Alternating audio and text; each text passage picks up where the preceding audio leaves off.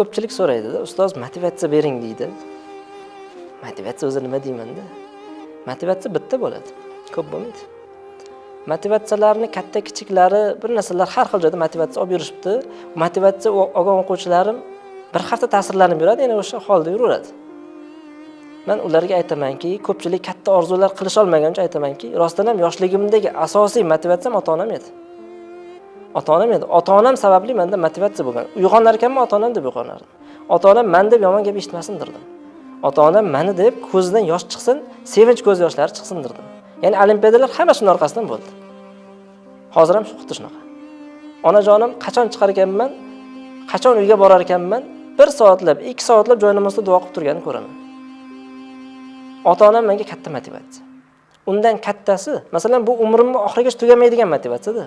Undan kattasi ummatga xizmat qilish uchun yo'lga chiqdik.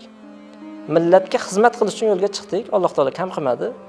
Umrimizning oxirigacha ajdodlarimizni bizga qoldirib ketgan merosini qayta tiklab, Mavron Nahr diyorida yana shu narsa tiklandi deyishni xohlaymiz. Agar balki ulgura olmasmiz, niyatni qildik. Niyat misli otilgan kamon o'qiga o'xshaydi. Otilgandan keyin to'g'rilash qiyin. Balki yarim yo'lda to'g'rilarmiz. Lekin biz niyatni qildik, shu renesansni qayta qilamiz. Otdik, balki o'qimiz nishonga borib yetmas. Yarim yo'lda qolarmiz.